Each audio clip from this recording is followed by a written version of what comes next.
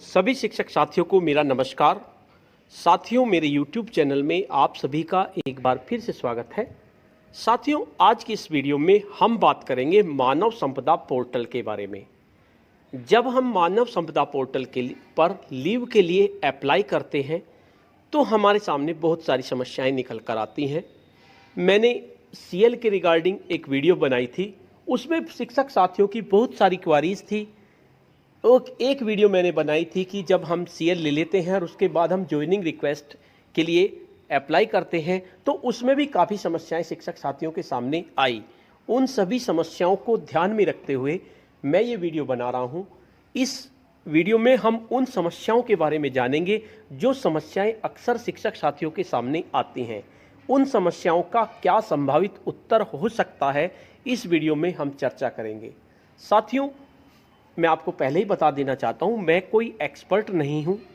मैं भी आपकी तरह ही एक अध्यापक हूं। आपकी तरह ही मैं लीव के लिए अप्लाई करता हूं, आपकी तरह ही मैं ज्वाइनिंग रिक्वेस्ट भेजता हूं। लेकिन कुछ एक्सपीरियंस के बेस पर जो मेरे सामने समस्या आती है, मैं उसको खोजने की कोशिश करता हूं कि क्या इसका संभावित उत्तर हो सकता है। तो मैं कोशिश करता हूं ज़्यादा से ज़्यादा सही आपको उत्तर बताऊं, लेकिन एक दो उत्तर फिर भी गलत हो जाता है। उसके लिए ये सोच लीजिए कि मैं भी आपकी तरह अध्यापक ही हूँ, सभी उत्तरों का मुझे भी नहीं पता, लेकिन कोशिश करूँगा कि आपकी सभी समस्याओं का समाधान इस वीडियो में हो जाए। जो भी आपकी क्वारीज है लीव के रिगार्डिंग, उसके बारे में मैंने इसको प्रश्नों में डिवाइड कर दिया है। कई प्रश्न मैंने बनाए हैं, उनके रिगार्डिंग आज की इस वीडियो में हम बात करेंगे। वीडियो शुरू करने से पहले मैं आपको बता देना चाहता हूँ, अगर आप चाहते हैं इस तरह की इन्फॉर्मेटिव वीडियो आपको एक प्लेटफार्म पर मिले, तो उसके लिए मैंने इन्फॉर्मेटिव वीडियो व्हाट्सएप ग्रुप और इन्फॉर्मेटिव वीडियो टेलीग्राम ग्रुप बनाया हुआ है। आप चाहें तो मेरे व्हाट्सएप ग्रुप से ज्वाइन कर सकते हैं या मेरे टेलीग्राम ग्रुप से ज्वाइन कर सकते हैं। ग्रुप का लिंक आपको वीडियो के डिस्क्रिप्शन बॉक्स में मिल जाएगा, आप उस पर क्लिक करके ग्रुप से जुड़ सकते हैं। तो चलिए जानते हैं क्या क्या समस्याएं शिक्षक साथियों के सामने आ रही हैं लीव को अप्लाई करने में, ज्वाइनिंग रिक्वेस्ट भेजने में और रिपोर्टिंग ऑफिसर को बनाने में। उन सभी समस्याओं के बारे में हम चर्चा करेंगे और उसके साथ साथ उनके संभावित हल के बारे में भी हम जानेंगे। तो सबसे पहली जो समस्या है, रिपोर्टिंग ऑफिसर किसे बनाएं। ये बहुत समस्या आ रही है, बहुत सारे शिक्षक साथी पूछ रहे हैं कि रिपोर्टिंग ऑफिसर हम किसको बनाएं। तो इसमें अगर आप विद्यालय में प्रधानाध्यापक हैं तो आप रिपोर्टिंग ऑफिसर CL के मामले में पहले बात करता हूं मैं। रिपोर्टिंग ऑफिसर अपने BEO को बनाएंगे। और अगर आप विद्यालय में सहायक अध्यापक हैं, अनुदेशक हैं या शिक्षा मित्र हैं तो आप अपने प्रधानाध्यापक को रिपोर्टिंग ऑफिसर बनाएंगे CL के मामले में। यानी CL को प्रधानाध्यापक को आप रिपोर्टिंग ऑफिसर बनाएंगे। आपको BEO को रिपोर्टिंग ऑफिसर बनाने की जरूरत नहीं है। अगर आप 4 दिन से ज़्यादा की CL ले रहे हैं तो 4 दिन से ज़्यादा की CL लेने पर आप रिपोर्टिंग ऑफिसर BEO को बनाएंगे। और अगर 4 दिन से कम की CL एक साथ ले रहे हैं तो उसमें आप रिपोर्टिंग ऑफिसर अपने प्रधानाध्यापक को बनाएंगे। लेकिन प्रधानाध्यापक या इंचार्ज अध्यापक जिस पे चार्ज है वो रिपोर्टिंग ऑफिसर अपने BEO को बनाएंगे। तो ये पहली बात हुई। बात करते हैं अगर हम मेडिकल लीव ले रहे हैं। मेडिकल लीव लेने की कंडीशन में आपको रिपोर्टिंग ऑफिसर BEO को ही बनाना पड़ेगा और इसी तरह CCL की कंडीशन में भी आपको BEO को ही रिपोर्टिंग ऑफिसर बनाना है। अगर CL की बात करें तो CL में आप प्रधानाध्यापक को रिपोर्टिंग ऑफिसर बना सकते हैं। तो ये बात हुई हमारी रिपोर्टिंग ऑफिसर बनाने के बारे में। तो इसमें आपको कंफ्यूज होने की ज़रूरत नहीं है। अगर आप सहायक अध्यापक हैं, शिक्षा मित्र हैं या आप अनुदेशक हैं तो आप अपने प्रधानाध्यापक को रिपोर्टिंग ऑफिसर बनाएंगे। वैसे तो प्रधानाध्यापक भी जब ऑफलाइन काम होता था तो एप्लीकेशन अपने जिस पे चार्ज होता था उसको दे के चले जाते थे। यानी प्रधानाध्यापक भी अपने इंचार्ज को रिपोर्टिंग ऑफिसर बना सकते हैं। लेकिन अगर नियमों की बात करें तो फिर BEO को बनाना पड़ेगा, लेकिन आप बना सकते हैं, कोई दिक्कत इसमें नहीं है। दूसरा बात आती है, एक समस्या ये भी आई क्योंकि वीडियो पे कमेंट्स आते रहते हैं, उन कमेंट्स को मैं देखता हूं और फिर खोज करने की कोशिश करता हूं कि कुछ मिल जाए। एक समस्या आई, संविलियन विद्यालयों में रिपोर्टिंग ऑफिसर किसे बनाया जाए। मान लीजिए जूनियर में 2 अध्यापक है और सीनियर की जो अध्यापक है वो ज्यादा सीनियर है और चार्ज प्राइमरी वाली पर है। मान लीजिए 2 अध्यापक जूनियर में है और 2-3 अध्यापक प्राइमरी में है और चार्ज जो है प्रधान अध्यापक प्राइमरी के पे है, या यही कंडीशन आपके चार्ज जूनियर के पे है और लेना छुट्टी लेनी है प्राइमरी वाले को। तो साथियों मैं आपको बता देना चाहता हूं, संविलियन केवल वित्तीय लेन देन का हुआ है, अभी तक विद्यालयों का संविलियन नहीं हुआ है। तो रिपोर्टिंग ऑफिसर आप अपने स्कूल के इंचार्ज अध्यापक को बनाएंगे, ना कि उसको जो पूरे स्कूल का जिस पे चार्ज है। क्योंकि जब हम रिपोर्टिंग ऑफिसर का कॉलम खोलते हैं, रिपोर्टिंग ऑफिसर को ऐड करते हैं, तब हमें स्कूल सेलेक्ट करना पड़ता है और स्कूल में दोनों नाम अगर अलग अलग आ रहे हैं, भाई प्राइमरी का नाम अलग आ रहा है, जूनियर का नाम अलग आ रहा है, और अगर जब आप अपने स्कूल को सेलेक्ट करेंगे तो उसमें केवल आपके स्कूल के अध्यापक नजर आएंगे, दूसरे स्कूल के जिससे आपका संविलियन हुआ है उस स्कूल के अध्यापक नजर नहीं आएंगे। और अगर दूसरे स्कूल के अध्यापक नजर नहीं आ रहे हैं तो भले ही उन पर चार्ज है, भले ही वे प्रधान अध्यापक हैं, आप उनको रिपोर्टिंग ऑफिसर बना ही नहीं सकते। मान लीजिए आप जूनियर हाई स्कूल में हैं, आपके स्कूल में एक इंचार्ज है, एक आप सहायक है, और दूसरे स्कूल में प्राइमरी में 2-3 अध्यापक हैं, और जो पूरे स्कूल का संविलियन स्कूल का चार्ज है वो प्राइमरी की हेड के पास है। तो जब आप जूनियर वाले रिपोर्टिंग ऑफिसर बनाएंगे तो जब आप अपने स्कूल को ओपन करेंगे तो उसमें उनका नाम नहीं आएगा, तो आप उन्हें रिपोर्टिंग ऑफिसर बना ही सकते। आप अपने स्कूल के इंचार्ज को रिपोर्टिंग ऑफिसर बनाएंगे।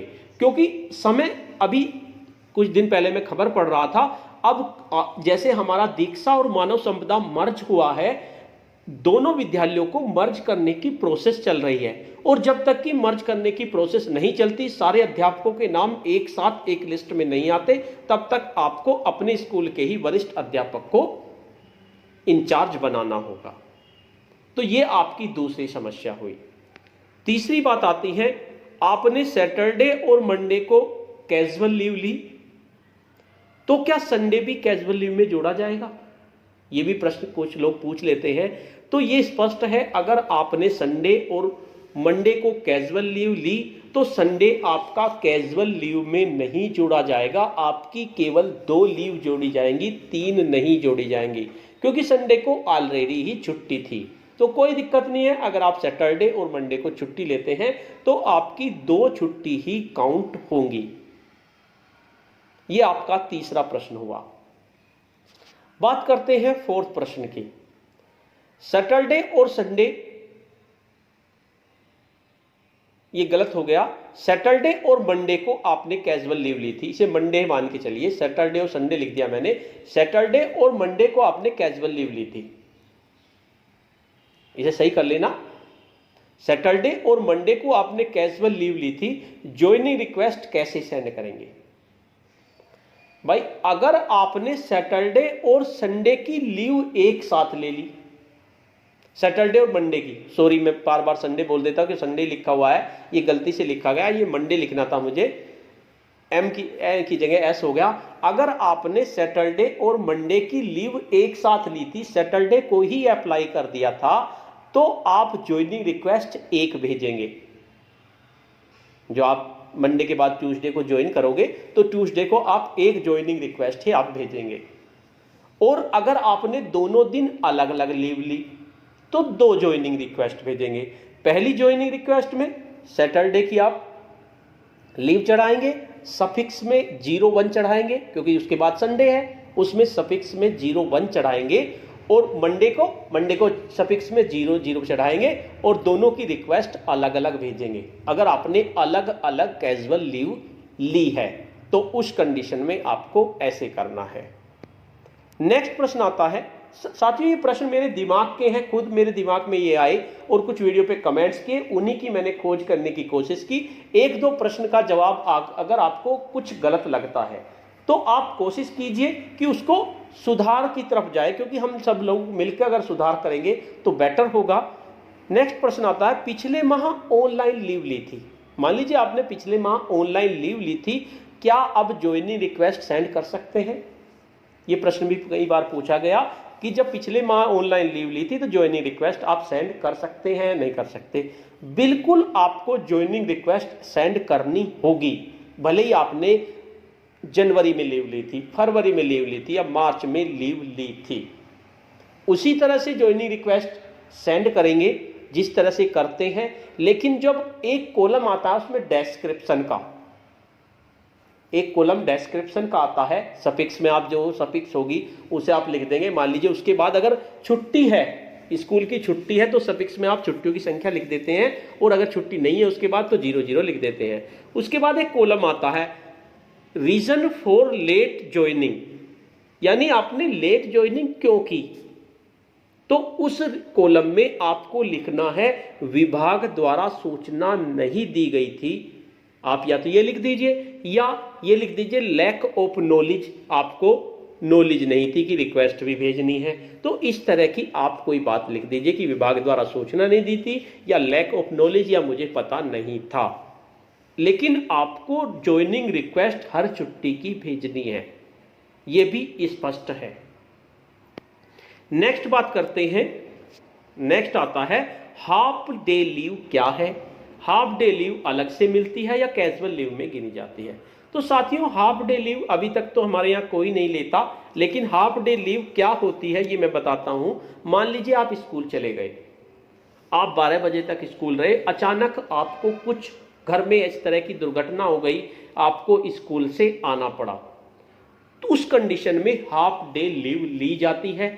और हाफ डे लीव जब आपकी 2 हाफ डे लीव हो जाती है तो उनकी एक कैजुअल लीव मानी जाती है, और वो आपकी कैजुअल लीव में से सबट्रैक्ट हो जाती है।